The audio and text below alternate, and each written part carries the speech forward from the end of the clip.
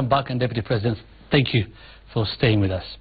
Now, Obama coming to Kenya was a key thing. Of what significance was it first to you, and do you think it was a sign of the Jubilee administration was being embraced by the international community? Well, it's not just Obama.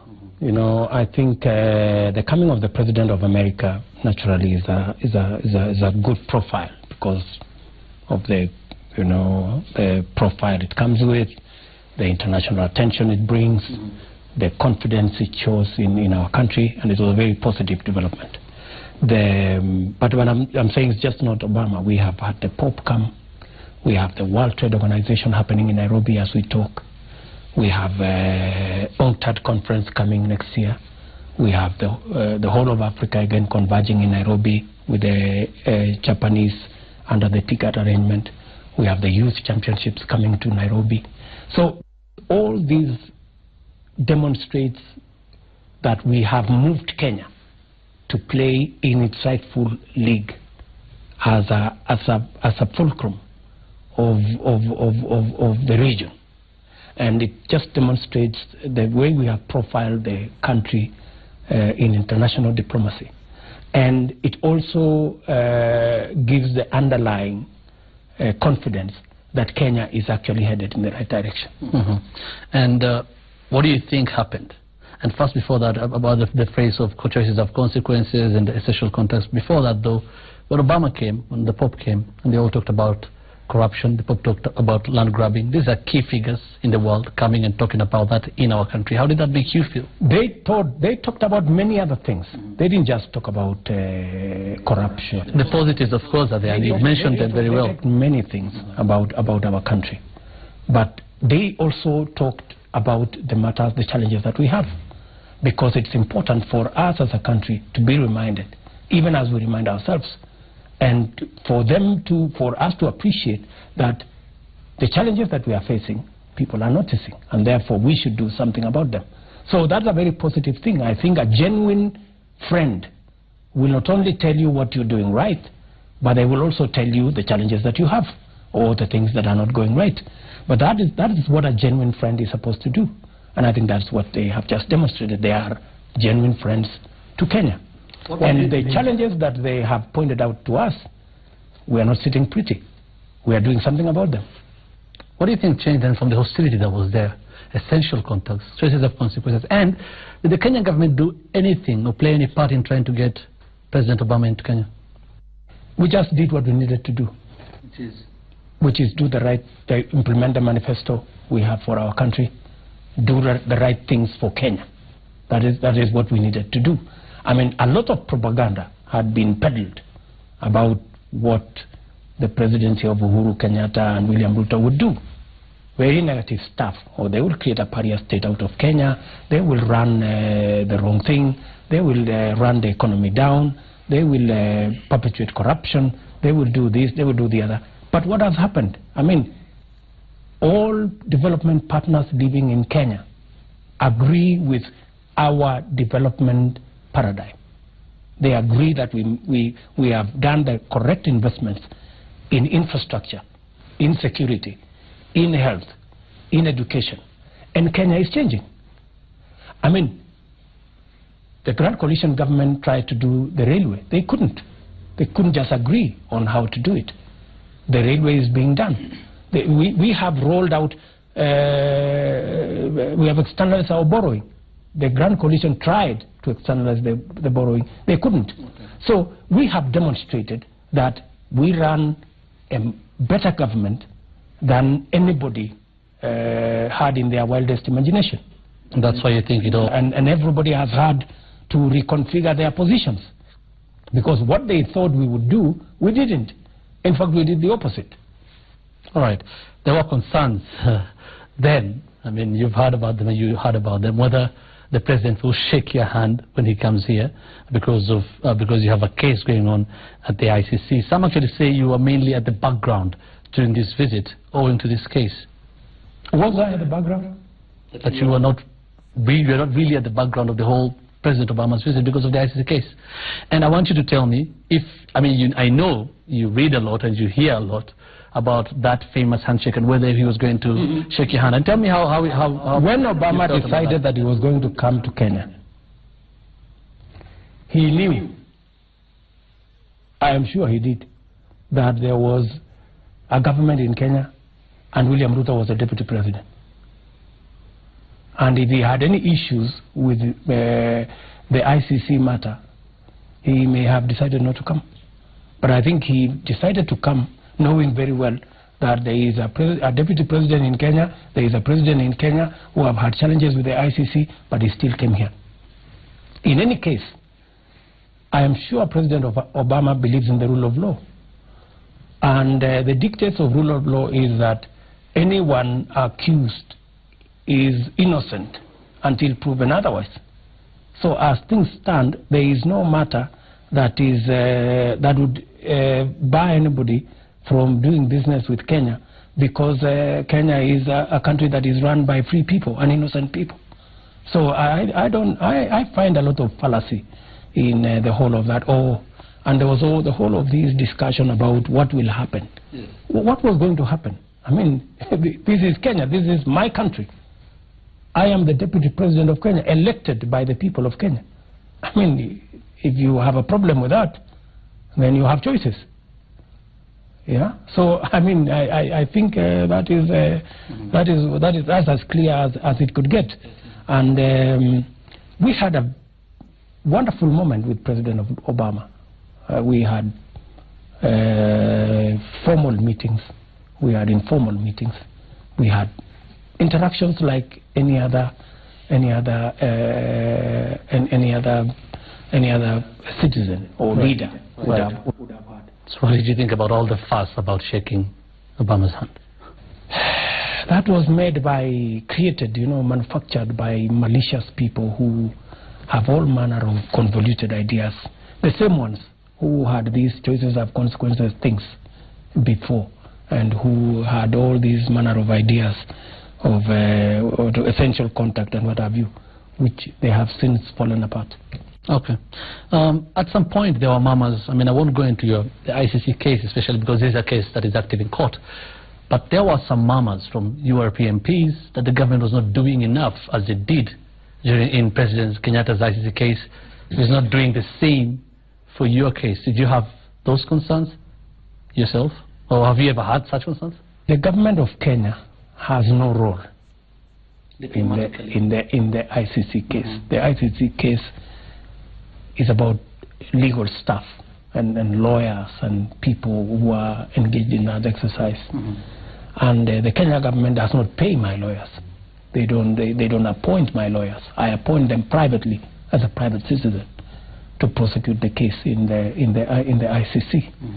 So the participation of the government of Kenya is participation as a state party, whether they go to the ASP, whether they go to... It is the government of Kenya. It is not the government of Kenya on behalf of William Ruto. Right. On the legislative arm, that is ASP, through AU and trying to influence members of the African Union. That was where the concern was. And did you have had such concern? That is being done by the government of Kenya, not on my behalf, but on behalf of Kenya as a state party. Kenya is a state party, and they are a state party not representing me or representing my case. They are a state party. The way the government of Kenya joined the ICC, there were no cases in Kenya. Right? So the participation of Kenya in the ASP has nothing to do with whether we have a case or not. Even if we didn't have a case, Kenya would still play its role the way it is doing in the ASP. Right. So there's never been such concerns then? Absolutely none. Of course, the usual rumor mill, and some of the time, such rumors are not even, it doesn't even come from our side of the coalition. It is planted by people who believe that maybe the ICC can be used for political reasons, which we have refused. You've talked about the formation of the Jubilee Party.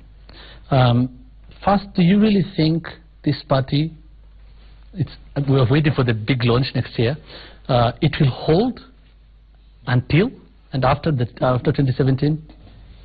Hussein, How can you ask me such a question? Because Deputy President, you have a key constituency. You have a party, you are from a party called URP.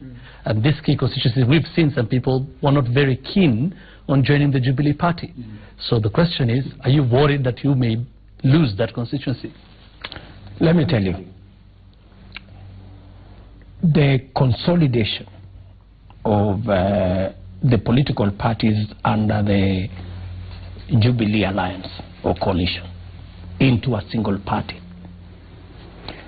is something that has been in the works even before we went to the elections last 2013. President Kenyatta and I believe very strongly that it is not the right thing. In fact, it is dangerous to ethnicize the politics of Kenya. And let me take you back. We really missed the step as a country when KANU was defeated as a national party, and NAC, which defeated KANU, and NAC, for your information, was a single party.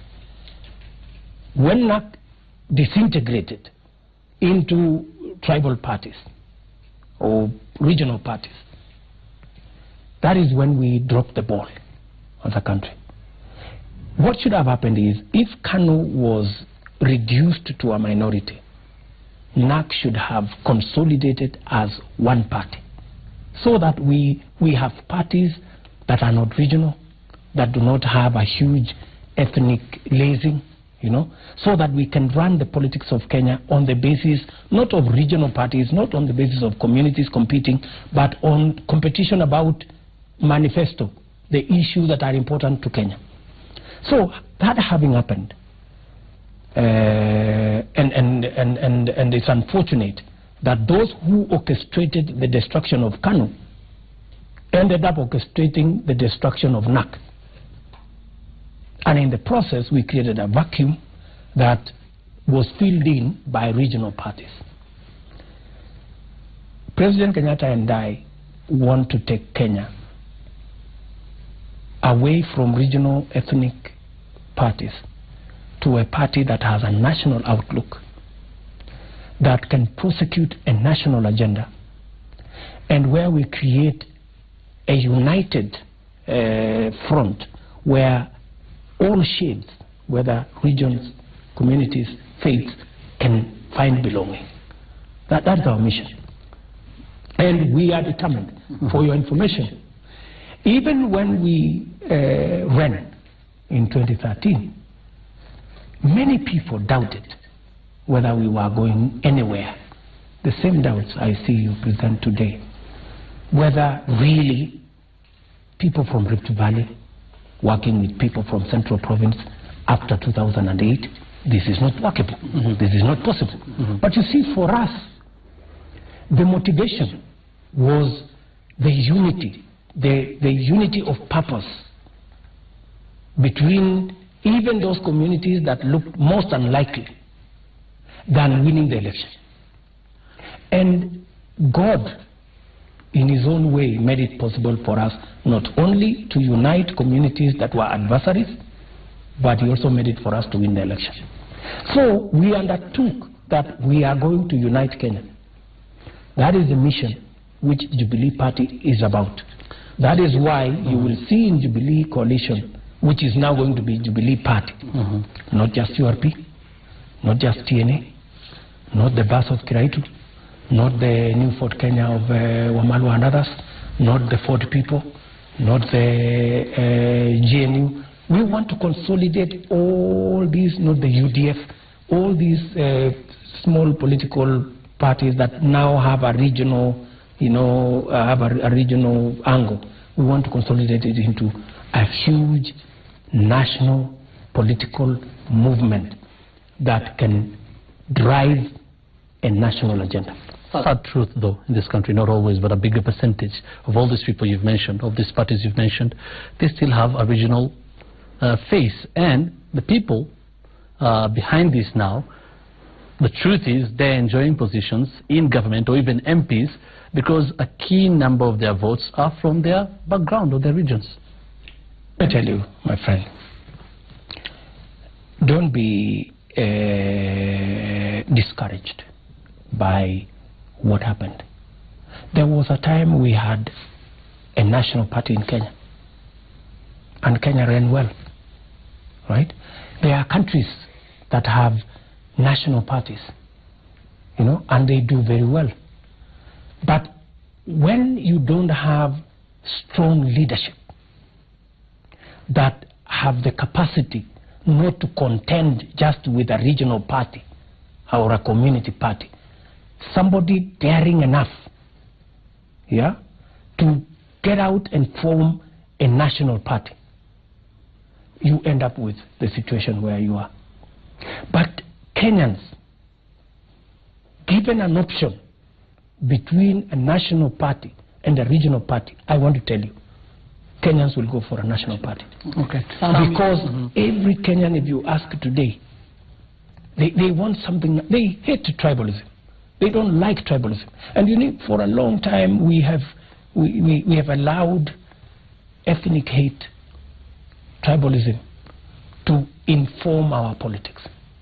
And that is very dangerous. That is where you end up with situations like 2008. And having come from 2008, we are wiser, my friend. And that is why President Kenyatta and I believe that we should do the right thing. Use the acumen that we have. Use the influence that we have today to create a national party. And I hope by us creating a national party in Jubilee, we will put sufficient pressure on our colleagues in code to do the same, so that we elevate the competition in Kenya from being this community versus that community. We elevate the competition to a serious national party in government and a serious national party in the opposition. That is where we should take the country. And that is where every leader, and I want to challenge even our friends in the opposition, they too should stop running this small party called Fort Kenya, another one there with I don't know how many MPs called Wiper, another one there with a few MPs called I don't know what. They should form a national party if they are serious, and if they are nationalists. They should be courageous, they should be daring enough. Do you think that will change voting patterns at the end of the day? No, I mean, we will be going towards the consolidation of Kenya. And you know, once politics is not about which tribe and which community, it will be about, then the alternative will be about the agenda. What is the agenda you have? If Jubilee are talking about the standard gauge railway, improving infrastructure, as we are talking today, as an administration, we're trying to look at the social side of things. You know, what are we doing about the social side? We have moved, for example, we had 220 people on cash transfer when we took over in 2013. Today we have 720,000 Kenyans on cash transfer. We have enhanced bursaries for orphans and disabled from 1 million shillings to 400 million this year. In fact, we have the presidential bursary fund has moved from 60 beneficiaries to 20,000 beneficiaries. In other words, every disabled child in Kenya today has the money to go to school. Okay. Then what would you say then, as we wind up this, to concerns by some members of URP, which, I mean, you owe a lot to, definitely, that you're not being fair to them. They also need a hand in this. They're not ready to just abandon URP and join another party. And here we have KANU saying they're really, I mean, eating up your political base, your support base. That is theoretical, Hussein.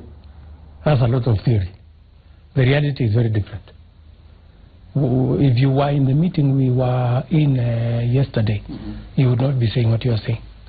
In the meeting we were in yesterday, literally every member of URP was there. half of the members of KANU were there. The meeting was with unanimity. So KANU is also folding up to join Jubilee? It may not fold up. I'm not saying it is going to fold up, but I'm saying their influence will evaporate. All right. You're talking about the unanimity that was there in the meeting. No, you're saying also KANU will also fold up to join the Jubilee Party? So, no, I'm not saying KANU will fold up. I'm saying 50% of the membership of KANU in Parliament were in the meeting yesterday and agreed that we're going the direction of Jubilee. So there will be parties that will remain, but there will be shells by and large. And I think given the option of a serious national movement that brings communities together, faiths together, regions together, Kenyans ordinarily would want something national. And that is what we're giving them in Jubilee. And it is the right thing to do, Hussein. It is the right thing. Any serious politician in Kenya must be tired of ethnic politics. Politics that pits this community against that, this tribe against the other, the region against the other. We are, all of us, much better prosecuting the politics of Kenya on the basis not of tribe, community, region, but on the basis of this agenda. The focus of our agenda is going to be development of infrastructure, transforming our education sector, transforming our health sector, making sure that there is adequate security, taking care of the vulnerable groups. That's really the debate we want to engage in. That's the conversation we should be having in Kenya. And then are you worried that KANU is taking up your political base? Because they've been saying that. They're eating into your political base. With what we are doing, KANU will become very relevant, in fact, at the verge of it disappearing. I can tell you that for a fact. The reality on the ground is as much. Right. Talking about KANU and your history, do you speak to Baba Moi? Do you talk to him, do you engage with him, and how often do you do that? Baba Moi is our elder. Not as a Kalenjin community, but also as a Kenyan nation. And whenever there is opportunity, we meet, we engage in functions, public functions. And I think he's a fine old man. Does he guide you in any way in leadership? Well, we haven't engaged in that kind of conversation. Okay. Your Christmas plans? Christmas is family time, my friend. And I will be going to the village, have some time with the family, and do those things that fathers do, and do the other things that villagers do in the village. I want to know about villagers. What do you mean when you say weddings, okay. And ceremonies, and those things that villagers do. So you're going to be with your constituents most of the time, not only your family, like your nuclear family. That's what I mean. Even here, I'm with my constituents, including you. I'm talking about when your home. Okay, villagers. Your villagers. Your fellow villagers. Yes, I will be with the villagers at home. Right. Yeah. Okay. Any message for them for Christmas, and your resolution maybe, if you have any, for the new year? I think, of course, to every Kenyan, wherever they are, a very Merry Christmas from me and from us as a government. We wish them the very best as they celebrate this Christmas, that we reflect on what we have achieved as a country. Pray for the coming new year, that we all attain our aspirations as individuals and as a nation. Ask everybody to be careful, during this Christmas season. We want to, all of us, celebrate and cross over to the new year.